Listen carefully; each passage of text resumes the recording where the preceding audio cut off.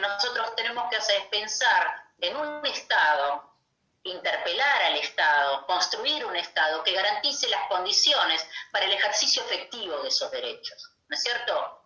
Si hubo algo que se hizo y que se avanzó mucho, fue la restitución, ampliación y profundización de derechos sociales durante los gobiernos de Néstor Kirchner y Cristina Fernández de Kirchner. Vinieron los 4 años del macrismo y el retroceso fue impresionante. Y uno de los sectores, no digo el único, pero uno de los sectores que más fuertemente le impactó es a la educación de jóvenes y adultos, que ya era un espacio postergado. Y estos últimos 4 años terminaron de mostrar y de poner sobre la mesa que las políticas, como la política educativa, tienen que ser políticas de Estado. ¿Qué quiere decir? Que no puede venir un gobierno y echar por tierra un montón de conquistas que tienen que ver con los derechos básicos, los derechos económicos, sociales y culturales, si queremos ponerlo en términos de derechos humanos. Entonces, en ese momento, cuando escribí ese artículo, mi preocupación, que sigue siendo, es ver a la educación de jóvenes y adultos en el marco más amplio de las políticas públicas. No nos olvidemos que los jóvenes y adultos son personas mayores de 16 años, las que forman parte de esta modalidad del sistema educativo, que están en edad, o sea, que son trabajadores, ya forman parte de la población económicamente activa, ¿no es cierto? Entonces, acá hay todo un tema que tiene que ver con ejercer un derecho que fue vulnerado por los motivos que fueran, poder ejercer este derecho a la educación, porque claramente es una llave para el ingreso al mercado laboral. Y como decía el ministro, pensar en políticas de desarrollo nacional no puede quedar solamente en manos del sistema educativo, sino de una gran discusión respecto de para qué formamos, con qué perfiles formamos a los trabajadores y trabajadoras. Entonces, pensando eso, lo pienso en términos de política pública, porque esta pandemia afectó y diezmó a todos los sectores, pero el sector de la educación de jóvenes y adultos, que son quienes no se compran libros, son quienes no tienen becas, son quienes no se van a comprar una computadora, sino van a tratar de que sus hijos tengan, son aquellos que tienen peores situaciones de conectividad y son aquellos que tienen mayores posibilidades de caerse del sistema educativo, un sistema que ya los expulsó una vez y vuelven, en el mejor de los casos, y se sienten de nuevo vulnerados. A mí no me gusta hablar de personas vulnerables, sino de personas vulneradas, ¿no? Muchísimas gracias. Y ahora el amigo y compañero Bernardo te va a hacer unas preguntas. Sí, primero agradecer la participación con vos, Tania, y además, por supuesto, nuestra entrevistada, que es la protagonista, Esther Levy en este caso. Y consultarla, Esther, vos hablaste de políticas de Estado. Y uno indefectiblemente tiene que volver a los 4 años de Cambiemos, que destruyeron todas las políticas y particularmente las políticas en educación. ¿Cuánto lleva a reconstruir esto?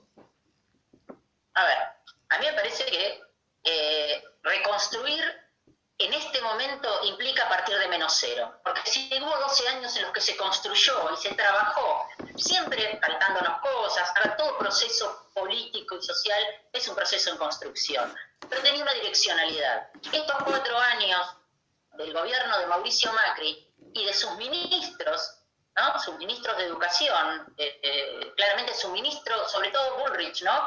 Y Finocchiaro, fueron los dos que tuvieron en sus manos el destino de la educación en la Argentina.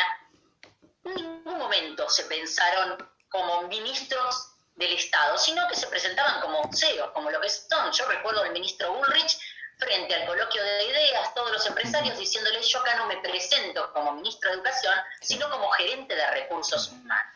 Eso no tiene, digamos, a ver, no resiste el menor análisis. También dijo que la escuela era una máquina de hacer chorizos. Denigró a los docentes que son hoy los que están llevando adelante, y como mencionó el ministro hace un ratito, son los que están llevando adelante una patriada. Yo soy madre, además de ser docente universitaria, soy madre, y puedo asegurar que mis hijas las estuvieron aprendiendo durante estos 4 meses en los que estuvimos encerrados, estamos encerrados y tenemos para mucho tiempo más, desgraciadamente.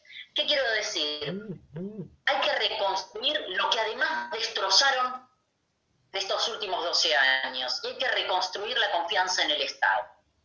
Si uno escucha todos los días a través de los medios y a través de políticas que parecen neutrales, porque acá hay un tema, creer que existe la neutralidad.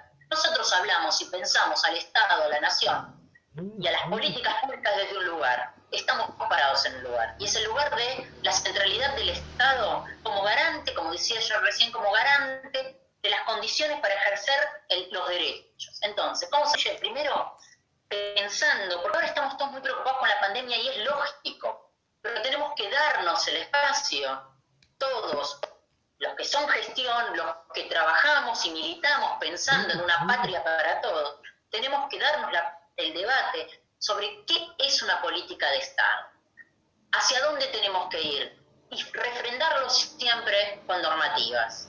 No podemos pensar que un programa dura para siempre. No, yo me remito al Plan Fines, por ejemplo. Si hubo un programa importante que tenía que ver con restitución de derechos, con ir a buscar al barrio, a la fábrica, a la unidad básica, al compañero que no pudo terminar la escuela, ese programa es un programa dentro de lo que es la oferta de educación de jóvenes y adultos. Vino el gobierno de Macri y lo desfinanció, lo desmanteló. Nosotros necesitamos una política fuerte de educación de adultos con el vínculo con el mundo del trabajo, una política fuerte respecto de la formación docente en la universidad. Yo soy directora de un posgrado de formación, de actualización en docencia universitaria de FEDUBA, mi sindicato, en la CONADO, y la verdad es que una de las cosas que nosotros vemos es que todos los universitarios se gradúan, están formados, nadie va a cuestionar el conocimiento respecto de su disciplina, pero necesitamos formación pedagógica, formación docente. ¿Por qué? Porque al mejorar las prácticas de enseñanza, logramos que estos jóvenes, como recién decía el ministro, no se vayan de la universidad, puedan sentirse más interpelados, puedan sentirse entendidos, pueden sentirse convocados, ¿no es cierto? Y eso no es solamente un tema de la universidad, sino un tema de una política intersectorial. Necesitamos becas, necesitamos equipamiento, ¿no? Porque yo, algo que decía recién Elizabeth cuando entrevistaba al ministro, y es, bueno, son muchos jóvenes que están en las universidades del Bicentenario, son primera generación de universitarios. Sí. Yo me animo a decir que también son primera generación de estudiantes secundarios en sus familias.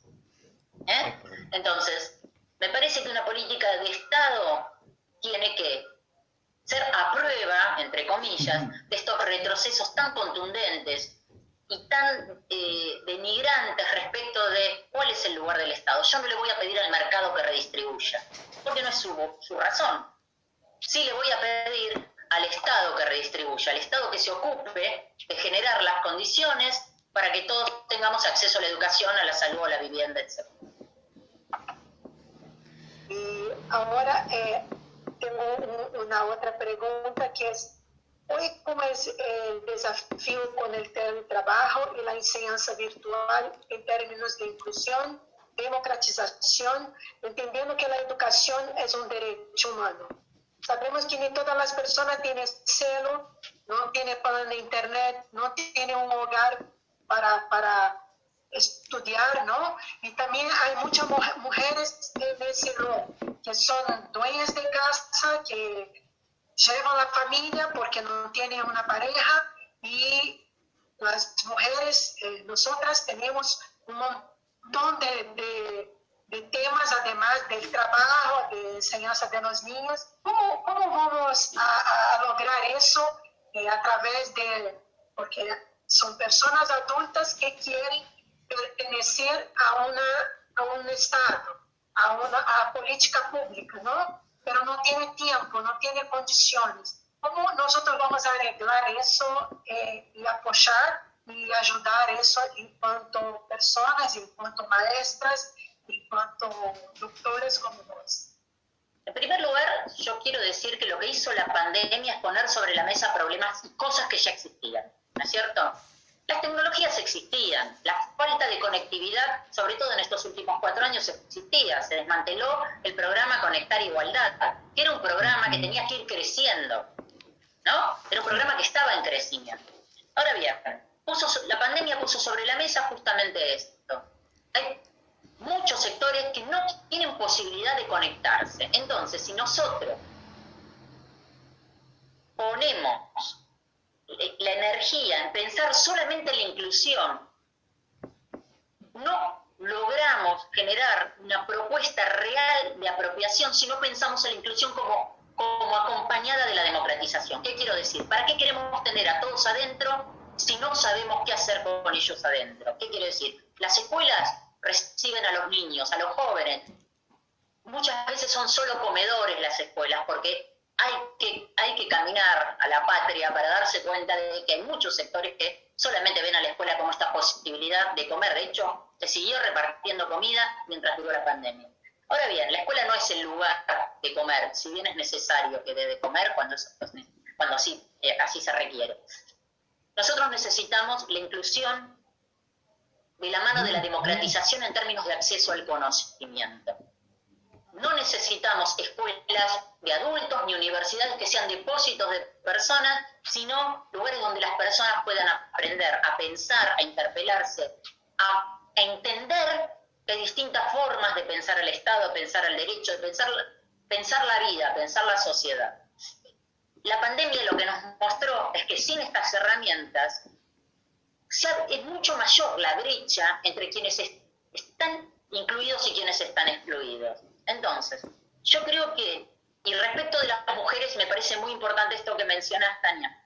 Yo creo que y estoy pensando, vuelvo al tema de la educación de adultos, que fue la pregunta, ¿no es cierto? Yo creo que, así como pensamos a los adultos y adultas como sujetos que forman parte de la población económicamente activa, que son trabajadores y trabajadoras, hay que pensar la problemática de los adultos desde una mirada intersectorial, no solo interestatal, sino entre el Estado y las organizaciones sociales, entre el Estado y los sindicatos. ¿Qué quiero decir? Tiene que haber un abordaje intersectorial en términos de que la persona está atravesada por un montón de problemas y no separa mi problema educativo, mi problema de salud, mi problema laboral, mi problema de vivienda. Nosotros lo hacemos para poder generar políticas, pero si no estamos de acuerdo en cómo es este abordaje, vamos a seguir dejando gente afuera y repitiendo estas problemáticas de exclusión. Y con las mujeres, una de las cosas que venimos debatiendo ya hace mucho tiempo, las mujeres feministas y los espacios donde se discute el tema de mujer y trabajo, es el tema de entender de una vez que el trabajo no remunerado no es amor, es simplemente trabajo no remunerado. Es decir, las mujeres llevamos adelante lo que se denomina trabajo reproductivo, que no es tener hijos, sino cuidar la casa, cuidar de los hijos, dar de comer y demás, y también salimos a tener nuestro trabajo productivo, nuestro salario. Pero el cual está reconocido, el productivo, el fuera de la casa, no digamos, las actividades de cuidado. Y en ese sentido tenemos que estar muy claro que ese es un trabajo como otros, que lleva mucho tiempo pero está invisibilizado. Entonces, en tanto y en cuanto entendamos, por ejemplo, yo estoy pensando en el programa Ellas Hacen, que se desmanteló durante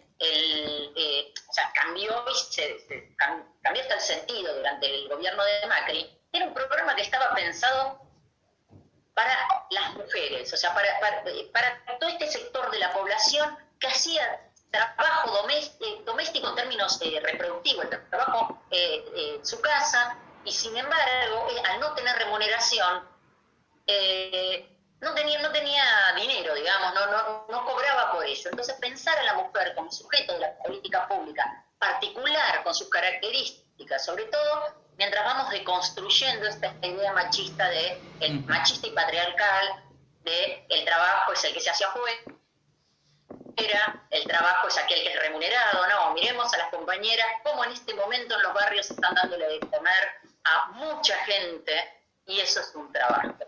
Sí. ¿No? Es un trabajo voluntario en ese caso, pero es un trabajo. Sí. Esther, ¿cuáles son los problemas más recurrentes en el campo de la educación de adultos y en particular en la relación con el empleo y la inclusión social? Los problemas más frecuentes, o sea, más graves son que es una modalidad, o sea, según la Ley de Educación Nacional que se sancionó en el año 2006, ustedes recordarán, que es la ley que desandamia fuertemente la reforma educativa de los 90, porque se deroga la Ley Federal de Educación, donde la educación de adultos estaba en un lugar tan postergado. Me acuerdo, estaba en un artículo el artículo 30, junto con educación especial y educación artística, ¿no? Entonces se llamaba regímenes especiales, que eran los que no eran competitivos para el modelo de país que se instaló en los 90. Un tipo que no terminó la primaria o la secundaria. No era una prioridad, nunca se va a cerrar. las escuelas de educación de adultos, en tanto y en cuanto seguimos hablando del derecho a la educación porque suscribimos a los pactos internacionales. Por eso decía, garantizar el derecho a la educación lo hace cualquier gobierno de derecha, desde el discurso. ¿No es cierto? Ahora, los gobiernos progresistas tenemos que pensar en que eso es solamente un título. Al pensar que eso es solamente un título y generar condiciones para ejercer este derecho, con la Ley de Educación Nacional, la educación de adultos, junto con otras 7 modalidades más, se transformó en una modalidad. ¿Qué quiere decir? Tiene un corpus propio, tiene una entidad propia, y de hecho, otra de las cosas que nunca se dice respecto a la educación de adultos es que junto con la Ley de Financiamiento Educativo que mencionaba el ministro, se considera como una de las 11 prioridades a financiar. La Ley de Financiamiento Educativo pone la educación de adultos como una de esas 11 prioridades. Y a su vez la Ley de Educación Técnico-Profesional, que también es del año 2005, plantea en el artículo 19 la articulación con ofertas del mundo del trabajo, ¿no? De formación para el trabajo. Entonces estamos hablando de una modalidad que empieza a recuperar a partir del año 2005-2006 un lugar importante, no solamente en términos de peso en el sistema educativo, sino de restitución de derechos. ¿Cuáles son las cuestiones que siempre son recurrentes? Y es que es el sector que históricamente es más postergado. ¿Por qué? Porque, por supuesto, miramos a la primaria, miramos a la secundaria, a los chicos que están en edad escolar, pero también es más postergado desde los propios adultos, porque un adulto deja sus estudios en pos de poder ayudar a sus hijos. Si vos en tu casa tenés que elegir, si vos como padre terminó la primaria o terminan tus hijos, no creo que tengas duda que elegís. Entonces siempre hay una serie de cuestiones que vienen faltando y que es un andamiaje para que estos adultos puedan cursar.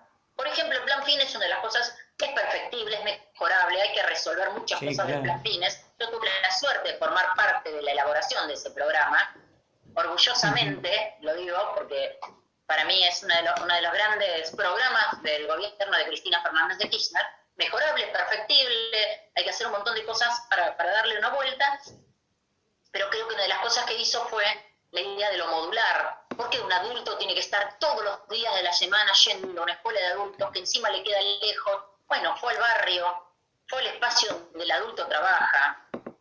Pero ¿qué pasa?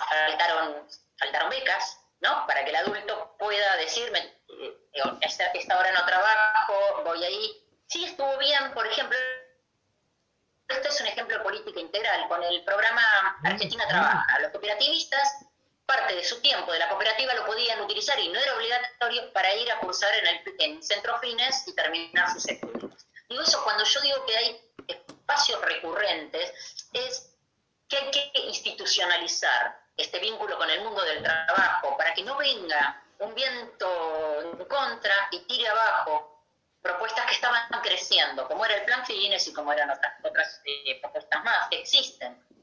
Y con respecto al mundo del trabajo, yo creo que hay que tener muy claro, y justamente me remito a lo que había mencionado antes respecto al ministro de Educación anterior, de Bullrich, que continuó pensándolo y planteándolo, otro de los CEOs que tuvimos, que fue Finocchiaro.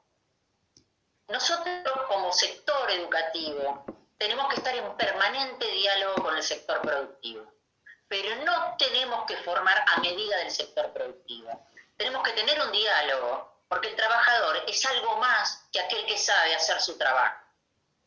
¿No es cierto? No podemos formar a medida para la fábrica tal o cual. Tenemos que formar trabajadores, gente que sepa desempeñarse y también conocer sus derechos, sus obligaciones, y no estar como Estado proveyendo ejército de reserva para el sector privado. ¿No? Hay que conversar con el sector privado, hay que conversar, hay que consensuar políticas donde aquellas personas que salen del sistema educativo puedan insertarse, pero ojo, ¿con qué condiciones? No sigamos con estos programas para jóvenes que los hacemos trabajar 300 horas en McDonald's o en una aplicación. Estos son pibes explotados, no tienen posibilidad de crecimiento ni en términos de formación ni en términos laborales. Entonces pensemos en una política a largo plazo, como lo pensó el general Perón en su momento, respecto de la formación de trabajadores. Porque si no, seguimos cayendo siempre en los mismos lugares. Hay que pensar al trabajador como sujeto político. Y cuando digo el trabajador, estoy hablando justamente de este sujeto adulto del que veníamos hablando. sujeto trabajador, es un sujeto político. Así es. Un sujeto político y un sujeto de derechos, ¿no? Que tiene derecho a la educación y tiene derechos a pelear por sus derechos. Ahora, Esther, el tiempo vuela. Lamentablemente pasaron así muchísimos Sí, rápido. como unos, ¿no? Fue un placer enorme y Bernardo se va a cerrar el bloque. Un gustazo conocerte. Igualmente, Tania. Sigamos más. Así es. A mí también fue un gusto, ¿eh? Un placer, Tania, un placer, Esther Levy. La verdad que nos vamos con mucho conocimiento y mucha satisfacción de las respuestas que has brindado. Seguimos en CPI, le pedimos a Esther que todavía no se mueva de su lugar, pues vamos al cambio, vamos al otro bloque. Hay mucha más CPI, mucha más educación, ¿no? Que arrancó con el ministro Trota, siguió con Esther Levy y tenemos otro bloque también para escuchar y ver muy detenidamente. Un placer, Tania, o mismo Esther. Gracias. Muchas gracias, Esther. Gracias a ustedes.